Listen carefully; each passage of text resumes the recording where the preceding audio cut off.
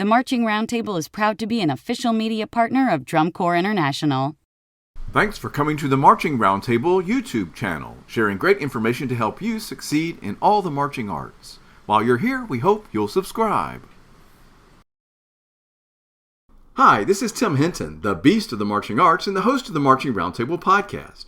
On this series, we talk with a private lesson teacher and performer for each instrument to tell you what you need to know to be more effective in working with those students. We hope you enjoy the series. You're not going to sound good when you start. And you have to convince your students that that is okay. Like I use this all the time. I don't call them mistakes in my lessons. You didn't make a mistake. We are scientists. This is an experiment. We're going to keep trying things until you find the thing that works. You get the result that you're asking for, and then we're going to replicate it. So it's never a mistake. It's an experiment. It's an attempt. And then we keep doing these attempts. And the more you do it, the better you're going to get at it. The more you repeat the successful attempt, the better, the more natural it's going to feel. And then you're going to put yourself in the right place. We play a hard instrument. You can do this. It's just going to take the right mindset and know that you are not a failure because you chip a note or your audition didn't go as well as you wanted to. This is a hard instrument. And the better you do, the more effort you put into being more precise. And it's not saying you're not trying, because I know that all kids that are playing are trying. It's just you're not. We want to make sure that you're guided in trying the right way, practicing the right way, putting these things in the right place to make these things happen. And if you're a band director, reach out to the local college. I'm telling you right now, there is a horn player at the university. There's a horn professor at the university near you that wants to come and work with your students, because that may develop into private lessons, that they might like the way you teach so much, they might like what you say. Let your horns go off into a practice room or into another classroom for a day with a professional to show some other things, because we haven't even talked about like hand in the bell and tuning and things like that, because that's all part of it too. To get somebody to come into your classroom and work with your horn players, just to get all those little things that you probably didn't pick up in minor brass methods, as they made you learn trumpet, horn, tuba, trombone, all in one semester, and they say, hey, you're now a music educator. Good luck, This podcast is sponsored by FJM, Fred J. Miller Incorporated, found at fjminc.com. Everybody, welcome to the Marching Roundtable podcast. We are talking about French horn today. I've been looking forward to this conversation. With me today, a real ringer on the world of French horn, Jim Price, is with us. Jim, how are you? I'm doing well. How are you? I'm doing great. So everybody, we are going to talk about what do you need to know if you're standing in front of a group, a band, or an ensemble of any type, and there sit some horn players. What do you need to know if you're going to be working with them and be effective? And so that's what we're going to talk about. But first, Jim, introduce yourself. My name is Jim Price. I live in South Louisiana. I'm the middle school director at the Evangeline Reimagine Academy in Ville Platte, Louisiana. I was formerly the high school band director, but I've kind of taken the role as the middle school director this past year, as they're reopening the school and the numbers have started getting too large for me to just be all over the place. So now I'm kind of focused on that one thing. I'm a lifelong French horn player. I started out on the trumpet just a little bit. When I got to middle school, my embouchure was not right. I wasn't the greatest trumpet player in the world. And teacher immediately was like, I'm switching you to horn. You got the ear. We're going to make this happen. And I did it and fell in love with the instrument through honor bands and all that stuff. And I was a good student in school. So I was like, but I didn't know what I wanted to do. And then when the opportunity came to find out what I wanted to do with life, band was it. Joined college marching band. Then it's all, it all goes from there. And you're still performing on your French horn in a number of different ways, right?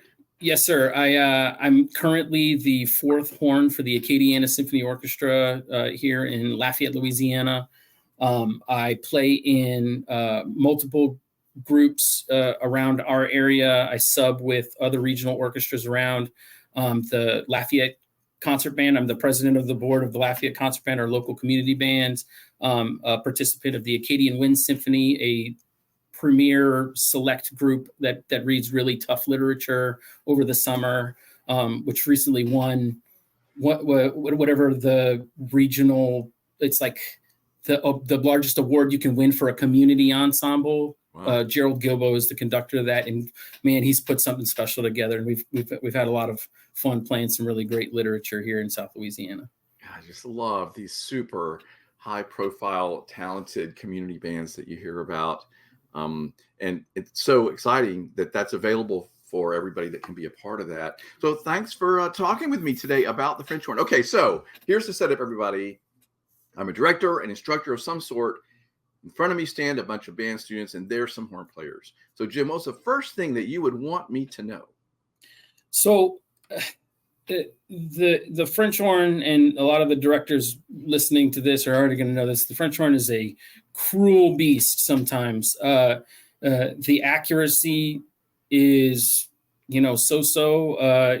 If you haven't had any training on it, a lot of the times the beginners, the early players are kind of just guessing, feeling it out.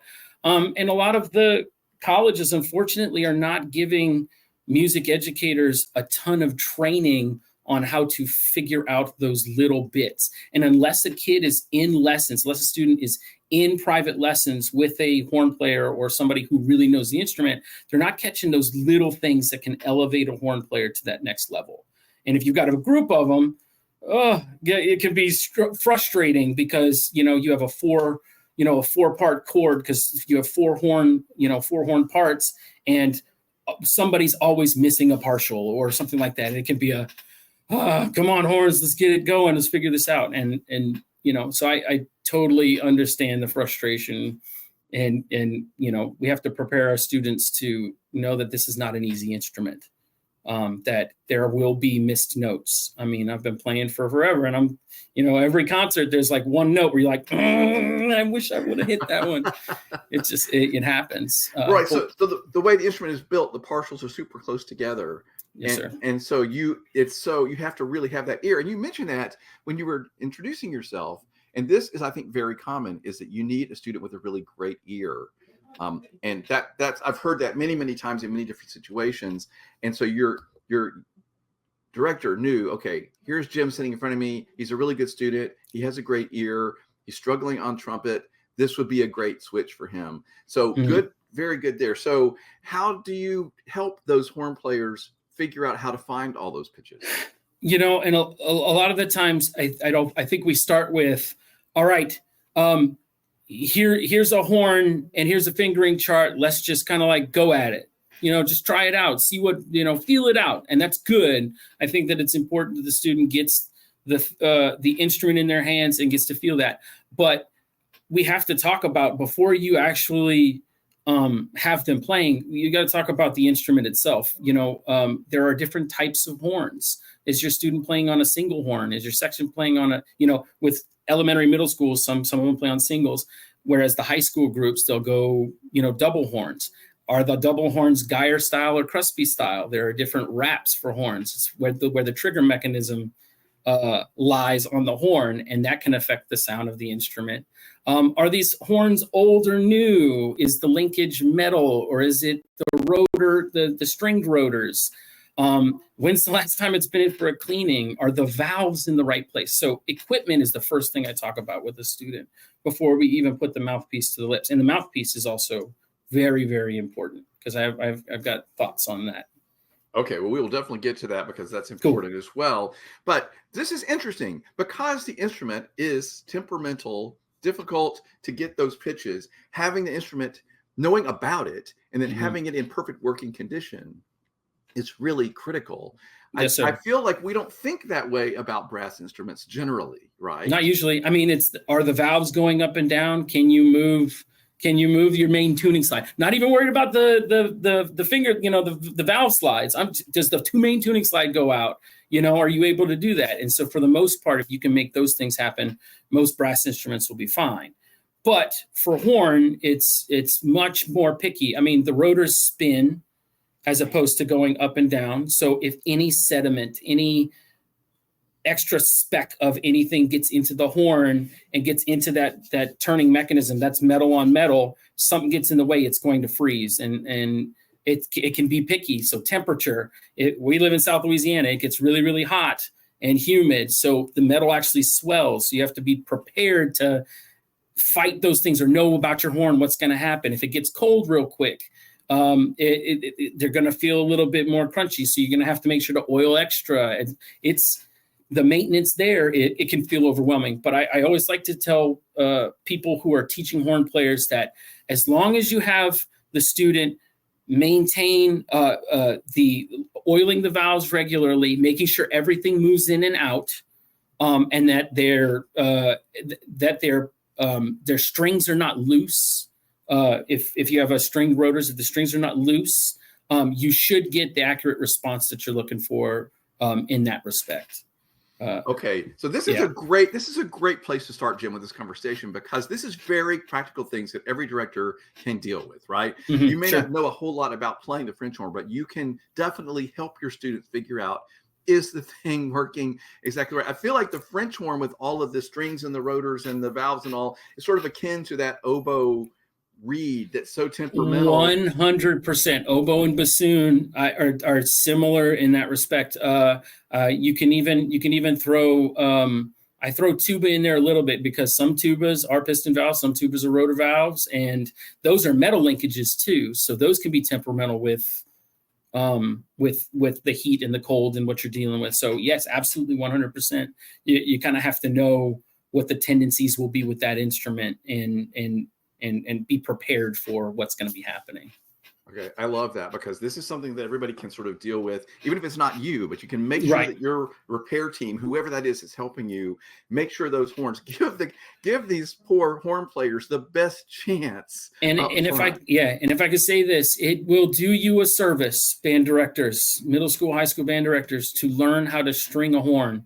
I can't tell you how many times I get a panicked phone call from a friend at the local, the high school down the road. We got a concert coming up and the string's broken and I don't have time to get it to the shop. Jim, can you come over here and restring this for me? I'm like, yeah, absolutely. It'll take you 2 minutes. But once you learn, you get the fine motor skills to loop it the right way and know the thing. And I've got tons of tips and tricks that I've learned over the years. And I've been playing horn for a long time. I just picked up on a thing this past year from a YouTube video that has saved so much time. And I was just kind of bring it up. So the rotors of the valve, they sit like this, right? And a lot of the times when you see kids' horns, the valves will be all in different, the rotors will be, the little finger slots will be in different things. And so they will sit weird and it feels uncomfortable. Well, I've started using a paper clip, a binder clip, a large binder clip that you can clip on this while you're stringing your horn. I've been playing for 30 years, and I've just started doing this, and it's a $2 purchase at Office Depot that has saved my life so much pain and struggle. And it's what I added to my toolkit whenever I fix horns now. That's there, and that's one of the things that I would suggest you learn how to do. Learn how to string a horn. Always have the yellow nylon. I prefer the Yamaha string in your repair kit, so that way you can take care of that, and it's not a problem later down the line. All right, so horn players are up against a lot to be able to be good at their instrument. Let's set them up for success by making sure their instrument is exactly the way it needs to be, set up correctly, all the things that Jim is describing. So I think that's a really good place to start, because as a director, I'm like, okay, I know how to do that. Like even if I just get the right person to check them, and this is probably something that needs to be checked fairly often, right? Because, yes, sir. So like, how often as a director, do I need to sort of take a look at this or have it checked? I would give it to the section leader.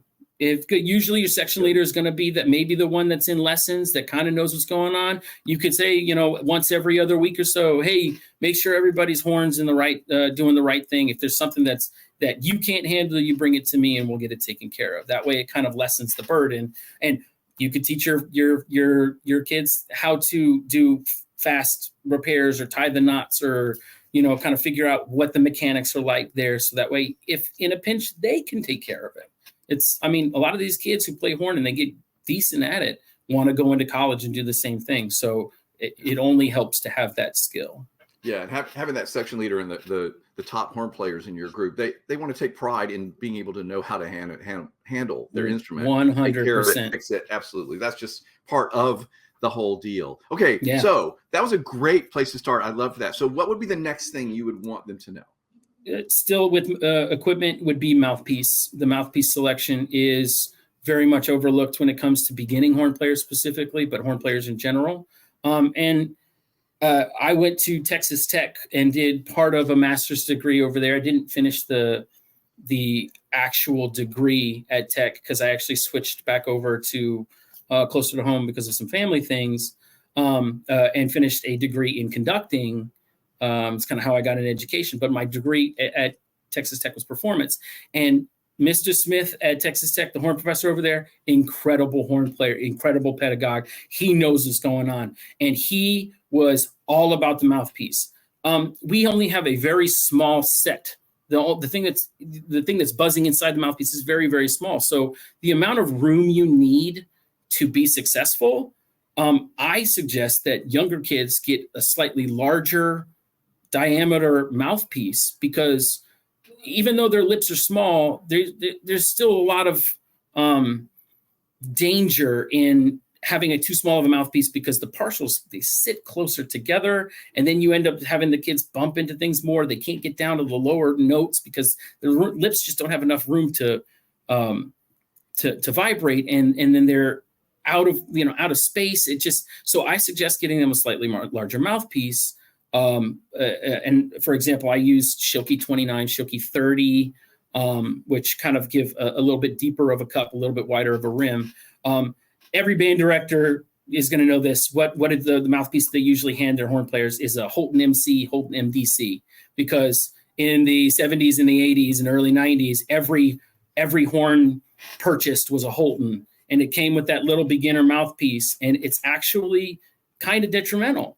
And so you've got 800 of these in your desk drawer, and you're just like, okay, handing out mouthpiece and checking out. This is the one that goes with your horn, and now we got a problem, because I don't know why you're not hitting those notes. If you look into individually placing mouthpieces and find yourself a horn player in your area, to go to the local music shop and do a mouthpiece test per student.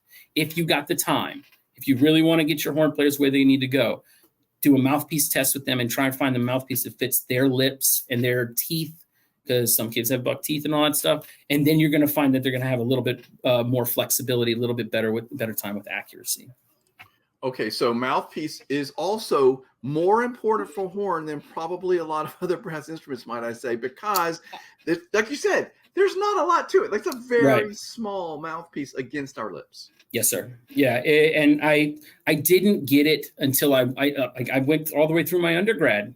Like I playing on the same old mouthpiece that I had, and we would trade. I could trade around every now and again, but I didn't get it. And then once I started to really play around with it, and I'll give a shout out to Houghton Horns. About, I think it was like 6 or 7 years ago, I went over there and I started. They really kind of coached me on what I should be looking for with my specific horn and the mouthpiece that I should be looking for. And we found the one that I've been playing on for a while now, and I've since then had 1,000 times better with accuracy. My range has gone up tremendously. I mean, practice obviously comes along with that, but getting to know this, and I will now swear by it. I will do a mouthpiece test with every student that comes in. Our second lesson is at the music store, picking the right mouthpiece. Wow. Okay, everybody. That is great advice. You cannot just treat your horn players just like any other brass instrument. Love it. Okay. Mm-hmm. Really good point. What's next? Cool. What else you got? All right. So now we're playing some notes. And yeah, that's dangerous because we don't know what note they're going to hit. Let's go with middle school first, because usually we're not starting elementary, 5th grade, 6th grade band kids on horn. Typically, usually we get a switcher. You're fortunate if you can get a starter on horn at the beginning that kind of really picks it up, because there's really fine motor skills that are going there. The first thing that I'm going to have these students do, that I want them to be able to do, is to be able to function on the open partial of the horn. So if we're looking, and I'm thinking about under the staff C, E, G, up to C. I would love for all of my horn students to be able to have a very fluid ability to slur or tongue through those. And I didn't bring a horn. I would love to be able to show you, but slurring through and tonguing through those notes. And if you don't know, the horn, there's a hidden partial, because with fingerings, you can play C, E, G, and then that middle partial, it's that awkward seventh partial, I guess. I'm trying to remember the number offhand, but it's that awkward middle partial that if you're playing open, it's going to want to play. It's a B flat and it's really bad out of tune. And then the C above it. So those 5 notes can happen on an open partial. Good luck, students. But if you memorize the feel of what each one of those notes feels like, where you can start on any one of those notes, even including the B flat, and I'll tell you why for that one in a second, feel so confident that you can play those on an open partial, then when you put the finger down and you want to play the note that's closest to that partial, for example, if you want to play an A, the trigger 1, 2, A, I'm going to set my lip for that B flat partial that I'm going to use it right here. So C, E, G, B flat partial. I want to set my lip for this one and then press the finger down, trigger 1 and 2 for the A. And I guarantee you more often than not, they're going to be able to lock into that A. So accuracy on the horn is very specific to knowing where your lips fit for each partial. I love getting my students to be able to be accurate on just open notes. All right, so play a C, and you can go even higher because then the partials get even closer. After that C on open, you go C, D, E, F, G, A, B flat, B natural, C. Those partials get tighter and tighter and tighter. If you have a good concept of where your lip needs to go for any one of those, when you put the right finger down for the note you're aiming for, it's going to be much more accurate. So until they figure that out, there's like an aha moment with a lot of my students where it's like, oh, I thought I had my face right for the G, but I keep playing an E. I was like, okay, well, you just said the answer out loud. So you're setting for a G, but an E's coming out. So really you're setting for an E. That's the new memorization. Memorize where that G is at. Now feel what a G feels like. Let's play that 10 times.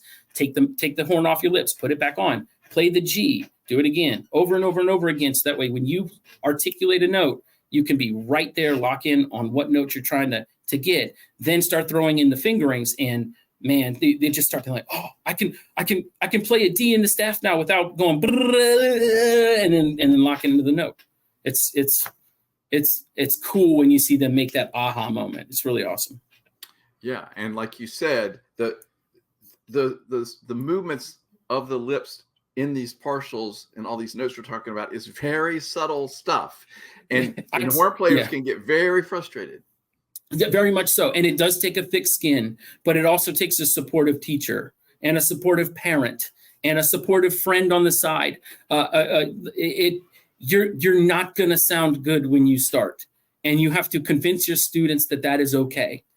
Like I use this all the time.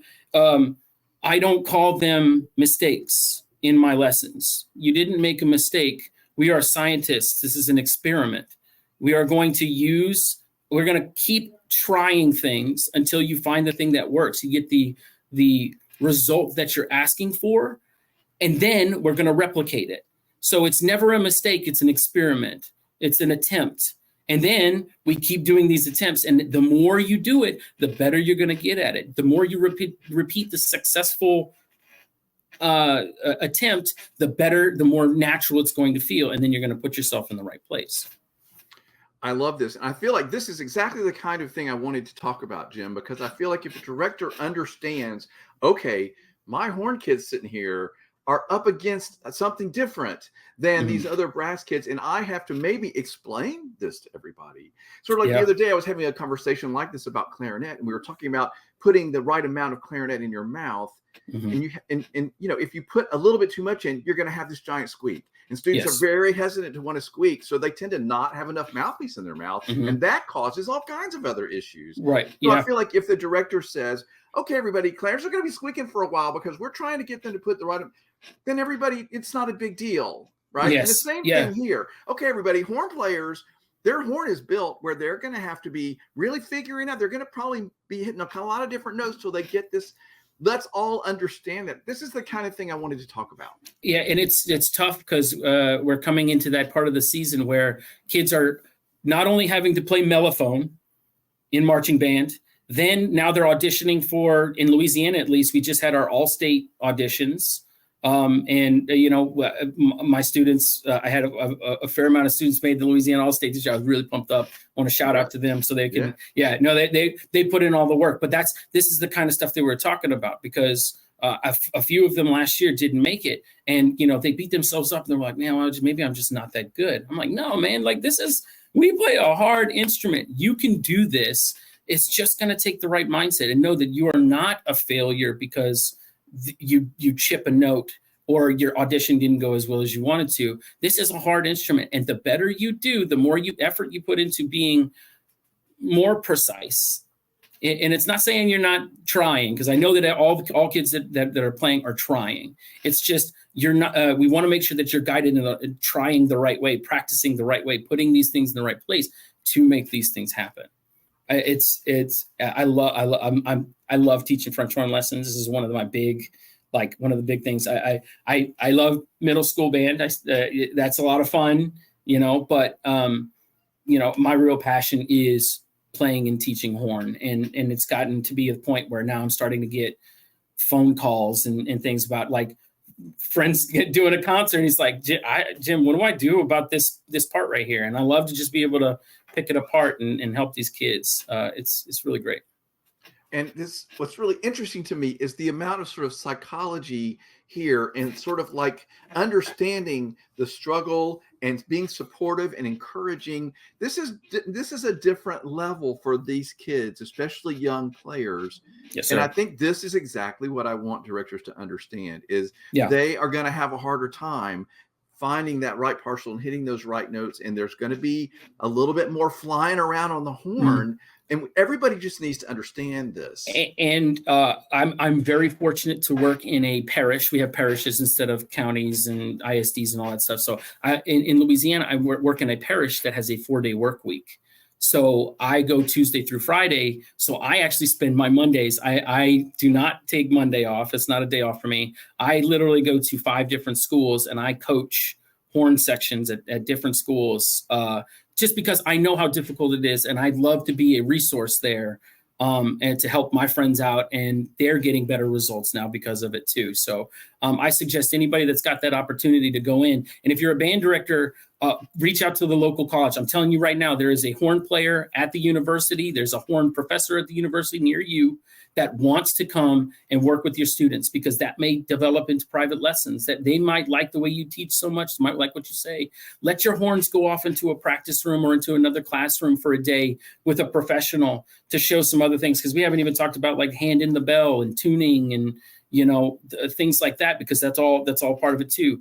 To get somebody to come into your classroom and work with your horn players, just to get all those little things that you probably didn't pick up in minor brass methods, as they made you learn trumpet, horn, tuba, trombone, all in one semester, and then say, hey, you're now a music educator. Good luck, Yeah, but all right, so everybody, great point. Your horn section probably is one of the most important sections in the band for needing extra attention, extra sectionals, extra help coming in from outside. We're not saying that you can't teach them, but we're saying there's a lot of special stuff going on here. And you do, like you said, that college student, that professional, that private lesson teacher that can come in and work with them, that this is a great note. Like your kids are just going to need this, everybody. You just need to have that person that knows the horn to come in and spend time with those kids. And when you get that, and then once the kids start getting the bug, they're going to be encouraged to play more together, because a horn section is very unique, because you're going to have competitive trumpet sections, right? Oh, I'm first chair, I'm blah, blah, blah, this and that. Most of the horn sections that I know in the schools around here, at least, they're all just a group of people who love to play horn, group of kids that love to play horn, and they know it's hard, so they don't really necessarily beat each other up about being less good. You want every single one of those kids to play, because you're going to have a part where all 4 horns need to be rock solid, and so they're going to be a team. They're going to be a squad that wants everybody else in the section to do well. It's not as competitive as, say, oh, I'm the best flute player or the best clarinet player in the band. No, we're going to have 4 awesome horn players, or 6 awesome horn players playing in the wind ensemble, and they're going to want to do well. This also encourages, and this is when I start getting the high school groups that I work with playing trios, quartets, quintets. If you got kids, find simple chamber music things that you can throw at these students. There's the German horn quartets. It encourages horn students to learn bass clef. There are 4-part splits. It's tuning practice 101 because you're going to have every note of the chord represented, sevenths and thirds, and you're going to have to know what you're going to do with your part, and you have to know when your part is going to be the melody and when your part is not. So chamber music playing. You could throw an easy quartet at your horn kids and get them to play it on the side, have them perform it, as kind of like before the concert starts, have the horn quartet play in the lobby, and they're going to eat it up. They love it. It's been one of the things that I try and do with my kids to expand how they think about horn playing by each one, and give everybody an opportunity to do every part. If you're first chair, you should be happy to play third part and let somebody else have the opportunity to do that stuff too. Because for my thing, for example, I am a high horn player. I've always been, I've always played in the high parts, the first, second chair, throughout college and stuff like that. I love doing it. I love playing.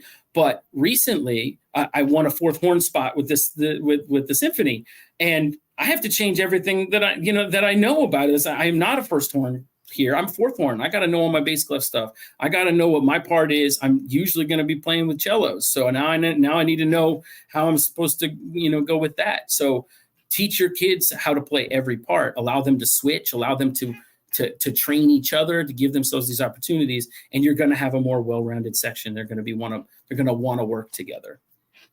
Yeah, fantastic advice. Those kids, more than maybe any section in the band, need that ensemble time, that small ensemble time, that chamber music time. Yes, sir. And give them that time. Mm-hmm. All right, guys, go take the next 20 minutes and go into the practice room and play some quartets. Like I'm telling you this, you have to treat them differently than you would maybe another section. Yeah, and we get into the mindset of, we're going to have our concert, and our concert is the whole band together. Well, you do give the jazz band an opportunity to play some songs.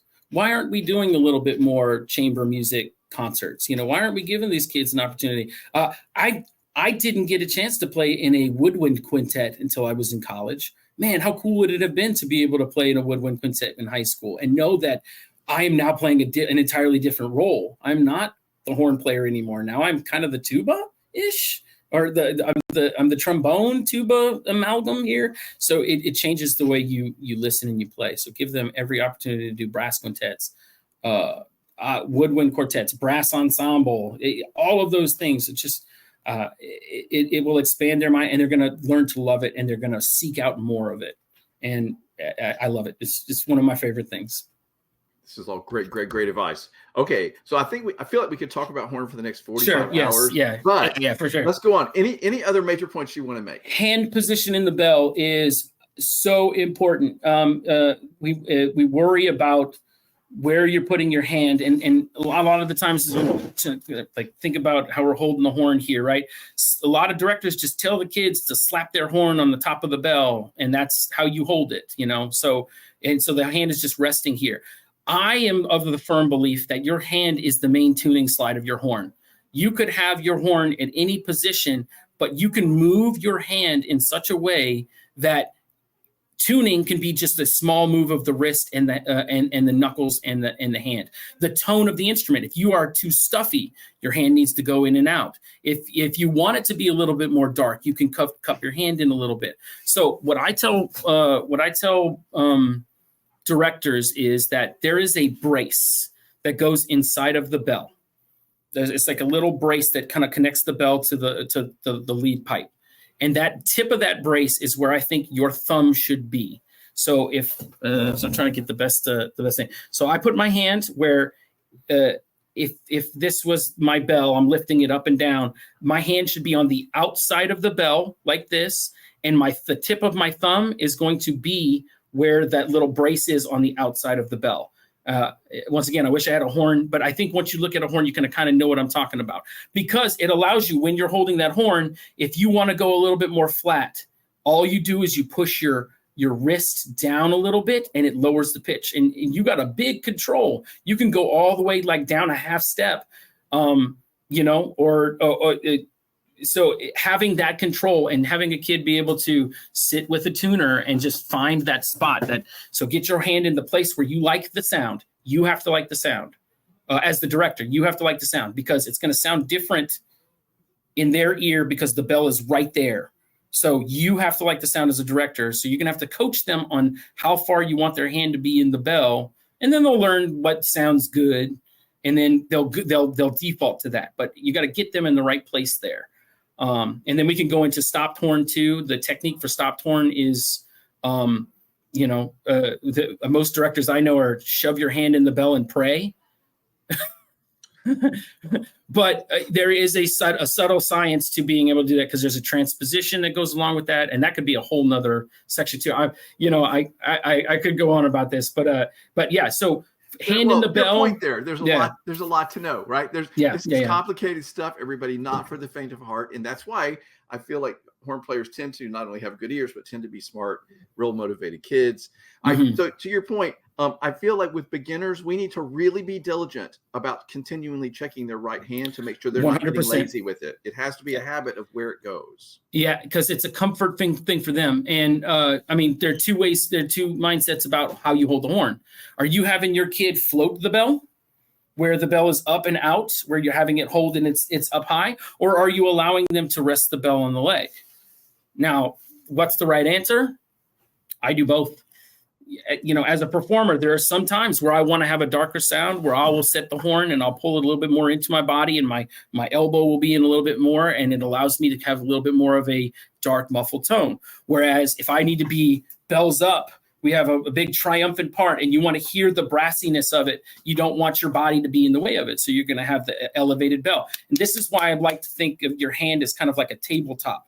You want to have the ability to move the bell of your horn up and down and have like that full body motion. Because if you plant on your leg and you stay there, you limit the amount of movement you can do, the amount of space you can have. But if you allow yourself to kind of have all of that motion, if they need to place it for, to rest because, they just had a long marching band rehearsal and then we're going straight to concert band, you got, there needs to be multiple opportunities for them to do kind of that stuff around. So I like to use the top of my hand, thumb there, top of my hand is in the bell, and then I use that as kind of like a tabletop to move the bell around. If that makes any sense. Hopefully I'm giving a good no, it's very interesting. Image. No, it's very interesting the way you're describing all of this. But again, the thing you don't want to do is get lazy kids when they're starting the instrument, not putting their hand where it goes. Just slapping it or holding the bell. You'll get a lot of that, or just hand hanging down. And then when they're not playing in tune, you can say, well, is your hand in the bell? Are you doing the right? Are you doing the right thing? Are you putting it in the right place? What's going on with that? Yep. Good. Okay. Any other points that you came in with that we want to talk about? Yeah. So the big thing is going to be patience. Directors, you're going to have to be patient. It's okay to have high expectations, but know that as they're working, a lot of those kids become, and I get this all the time, where my director he was really, really mad at me because I just wasn't getting it. And it makes me like, I don't want to do this anymore. This is too hard. I can't do it. So the amount of patience that you need to have teaching the other students for sure, but you have to show, even if you're not happy about it, even if you're like, well, we did go over this a little bit, they're going to need some extra grace there. Please just have that patience. And then celebrate successes. That's the other one. If you hear something that you like, tell them, because they're going to want to do it over and over and over again. We don't do that enough. I think we're getting to this point in society, really, where we only react to negative input. And I can't do that. It's my brain doesn't operate in that way. I love celebrating small successes because they catalog that. And I work in Title I schools. They don't get a lot of that at home. So any and every little bit of success that I can celebrate will motivate them to want to get more of that. And it will explode their productivity. Like, please celebrate success. Yeah. And so being patient, celebrating that success. And I do think, I don't like to get too far into this in these conversations I'm having about all these different instruments, but there's a type of kid that plays horn. Mm-hmm. Right. And I think they're the type of kid that you're describing. They really want to be good. They're smart, they're diligent. And I think that they would react to that praise. And I love the fact that you mentioned the sort of camaraderie that horn players have. They're sort of in it together. They love, I think horn players love that idea that they're all together in creating this amazing sound, this line, that they bring to the band. And so, I think celebrating all of that and reminding them of all that and being patient, it's a great point. Yeah. That's kind of all of the main points usually that I would do. I'm trying to think of any of the other little bits. Oh, yeah. And sometimes you may have a section that just can't do like range wise. Sometimes you may pick a piece and it may be too difficult. You really do have to know your horn players and their abilities for the place that they are. I'm not saying that they can't get there, but if you have just 4 horn players and they're all freshmen and sophomores, don't schedule Russian Christmas music. Sorry, just don't do it. It's gonna be that you got to know your section. You got to know a little bit about what they are, and unless you can get that extra person in there to come in, and every Monday we're going to have Mr. Jim come in and work us on that specific thing, so that way we can get there a little bit quicker. If it's just you by yourself, try and know your ensemble. Try and know what your students are capable of immediately and what you think you can push them to, so that way at the end of the year they're not disappointed that they were never able to do it, and you're not disappointed that you weren't somehow not motivational enough to make it happen. Sometimes a horn section is just not going to be able to play Silverado, like whatever the piece may be. So knowing that helps out a whole lot. Set them up for success. So Jim, I waited until now to tell you that I'm a horn player. Oh, I didn't even know that. I know, and I didn't want to tell you because I didn't want that to. But I love everything that you've said, and my little piece of advice that I have to throw in here at the end of the conversation is play some other marches besides Sousa. Because horn players struggle with the offbeats. And listen, Jim, it might not surprise you that when I was a band director programming for my band, I never played a traditional march. It was always something offbeat because I knew the horn players didn't want to do it. I will say this. I've had the very large fortune of playing multiple times under Colonel Bourgeois, who was also a horn player, and that's with National Community Band. And, I've seen him a couple of times because Gerald Gilbo, the guy that runs our local community band, is very good friends with him. So we've had opportunities to do this stuff. And he told me something that actually resonated really much. He's like, if you can play a Sousa march beautifully, then you can play anything beautifully. If you can try and find a way to make your upbeats sound musical, you are going to elevate that entire band, because we don't talk about style with the upbeats, but there are crescendos and decrescendos and moving lines inside the upbeats that happen that if you don't know they're happening, you would never know. But if you make them into a thing that you kind of like, oh, whoa, that caught my ear. That sounds really good. How did they lock that in? What is that? Tuba players too. So tubas and horns need to work together to make that extra music happen. So if you do schedule a Sousa march, or even a King March, or something like that, know that there's a little bit more than just yeah. Sure. And listen, I've had some fantastic experiences as a horn player playing those marches, so I'm not saying I haven't enjoyed that. Absolutely, 100%. But it can be a little challenging for your horn crowd. Yes. If you play a whole bunch of marches, don't schedule that concert of Sousa marches for the spring. That's just torture. No. For horn kids. Okay, so Jim, last thing I'm going to ask you, you've been wonderful. Sir. I love the way you've been describing all this. Super helpful. So last thing I'm going to ask you, why do you love the horn? Why do you love playing? So my first real experience of falling in love with the horn came from high school. I went to a high school that is labeled one of the like an HBCU style school. We marched, the same music that Southern and Grambling played. Like it was that. But my director tried to make a difference by scheduling concert music that really did highlight, the full concert band sound. So in high school, I got to play Elsa's Procession to the Cathedral, which, not a lot of high schools attempt to do, but man, it kind of like changed me a little bit to hear those soaring horn parts. And then I made an honor band. So encourage your kids to do honor band, because then they're going to find out that there is more music beside the music that you get there. And well, then once you start hearing it, you want to start listening to it. And then once you start listening to it, you listen to some of the famous horn players. Ooh, that's one. I could go on. Listen to horn players. Please, please, please get your kids to listen to good horn players. Stefan Dorr, Sarah Willis from the Berlin Philharmonic. Listen to Jennifer Montone, Gail Williams. Listen to these giants of horn playing and just how beautiful they sound, and trying to emulate that sound. And that was what I did, is I found it, and then I just started to love it, and then I just didn't want to stop. And then I challenged myself to go for more and more things, and it's just been uphill from there, or downhill. Really, it's been great. Yeah. Yeah. I mean, for me, there's nothing I love more as a horn player than getting those soaring counter melodies in the middle of some piece of music, and just 100%. Bringing that to the ensemble. I love being that middle voice and bringing that dark mellow tone to the ensemble. Yeah, my last, I think my strongest memory total was Maslenka.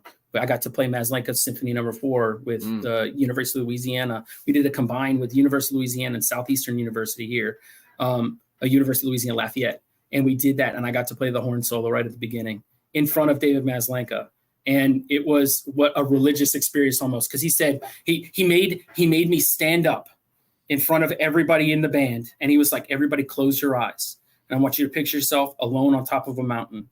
And Jim, now I want you to do is I just want you to play this solo from the deepest part of your soul. And I want you to connect to everybody in the room.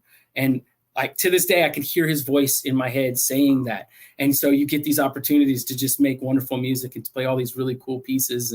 And so if you're a good solid horn player and you encourage these kids, they're going to be able to play some of the things that will just resonate for years and years and years. So what a wonderful, wonderful memory, and how kind of him to give you that moment and to appreciate what you were bringing to the table. I would say for me, it was in a high school, I think all-state band playing Armenian dances was like a real peak experience for me as a horn player, because it's just so delicious, the horn writing. Yes. And I still to this day remember just the joy that brought to me, as a horn player, and getting to play those lines and all that stuff. So anyway, all right, Jim, you're doing great work. Your students and all the ensembles you work with are so lucky. I love the way you described this. I love how of nuts and bolts and practical it all was. It was exactly what I was hoping for. So thank you so much for sharing your expertise with me in this way.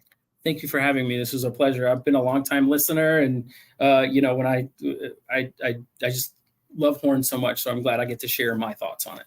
Well, it was very clear that you do, and by the way that you talked about it today. So thank you so much for that. Thank you. Make sure you watch for all the releases in this series, and we hope you'll subscribe here at YouTube so that you don't miss a single release. Thank you for watching. Marching Arts Education is the home of the Marching Roundtable podcast. We give you access to the top marching arts professionals through live webinars, podcasts, videos, interviews, and online coursework.